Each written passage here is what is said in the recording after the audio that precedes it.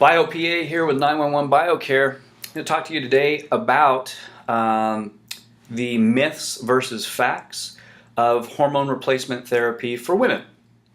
So let's kind of get into this and let's talk a little bit about the background. In the past, traditionally in medicine, hormone replacement therapy has come down to one medication mostly, called Prempro.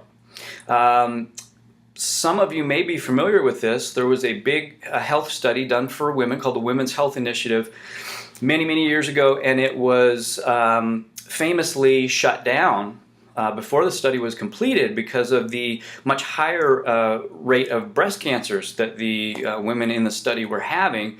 And this was, they were using a product called Prempro at the time in a quote-unquote full-strength version. And they didn't really know what was going on, but they shut everything down.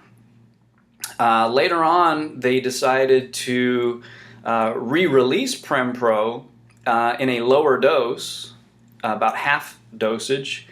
And to my knowledge, they've never done a follow-up study on Prempro since. And Prempro is still used today. Our research in the anti-aging community has shown that primarily the problem with Prempro was in the progestins, and progestins are synthetic progesterones. Okay, so technically when you use the word progesterone, you're talking about bioidentical products. When we say progestins, that is synthetic. Now, unfortunately, a lot of the media and other folks use those terms interchangeably, but they shouldn't be, because there's a big distinction. Progestins, synthetic progesterones, to my knowledge, have no benefit over progesterone. From looking at the molecule, to me, it looks like all they did was add another little molecule to the tail in order to patent that as a medication, because you can't patent progesterone. There really was no benefit to it, as far as I can tell. And our research has shown, and research over the years has shown, that synthetic progestin was leading to a higher incidence of breast cancer. It was dangerous. Progesterone, natural bioidentical progesterone, on the other hand, has been shown in test after test and study after study to in fact be anti-cancer, protective against cancer in many ways. And in some cases, women who have had breast cancer are given bioidentical progesterone as protection against future cancers. Let's look at the other portion of the Prempro, which is called Prem or Premarin. Premarin is where the estrogen comes from. Premarin stands for pregnant mare's urine, which is where they get the product from, horse urine. As far as we know, there's nothing dangerous about Premarin. However, there's 3 estrogens in it. Only one of them is human. The other 2 are equine. So unless you're a horse, those 2 aren't going to do you any good. We don't think they're going to hurt you, but they're not going to help you. And in my experience, women just don't feel as good. They get some improvement on it, but they don't feel nearly as good as if they use a bioidentical estrogen product. And usually we're talking about something like Biest, where we only use 2 types of estrogen in there and we leave out the third. There's 3 main types of estrogen in the female body. One of them we think, in some ways may be linked to causing higher incidences of breast cancer. The other 2 are definitely not, as far as current research has shown. And we've done pretty extensive research. So that's the totality of that story. The other thing to keep in mind, number one, we want to use bioidentical products if we're going to do hormone replacement therapy in anyone, but especially women, is what I recommend. Number one. Number two, and this should be kind of universal, but you never ever give estrogen without progesterone to balance it. One of the big problems that we see, and I would almost call it an epidemic at this point, in women as young as in their 20s, are progesterone deficiencies.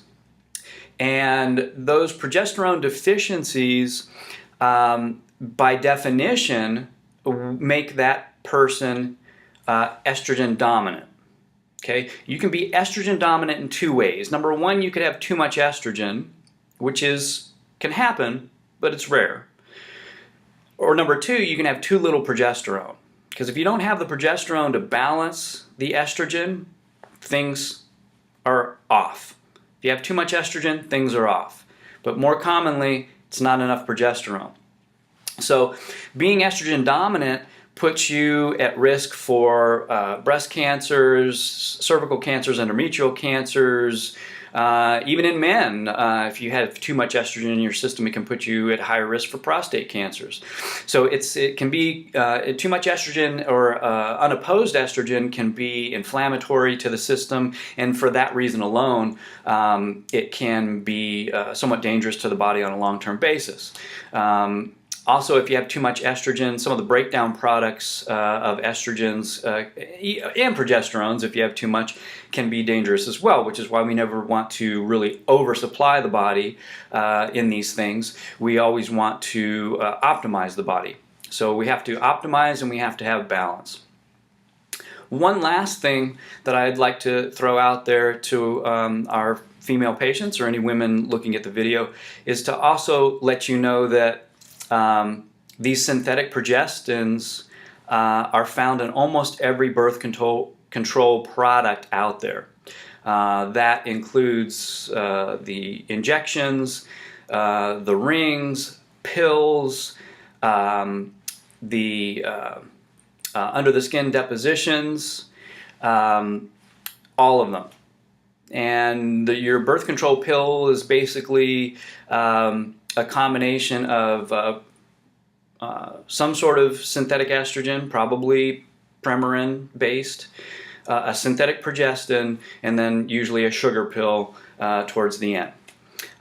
So keep that in mind, because we're seeing a lot of dysfunction when it comes to women coming in on birth control pills. We're seeing a lot of mixed up labs and women that don't feel well because we're using synthetic progestins, and even though they're at low doses, it may not be optimal for your health over the long run to be taking these. It would probably be much better to be taking some sort of bioidentical progesterone or something along those lines in order to balance the system, especially when we're talking about problems like taking birth control for acne, or being given birth control or synthetic progestins because of abnormally heavy menses or bleeding throughout the month.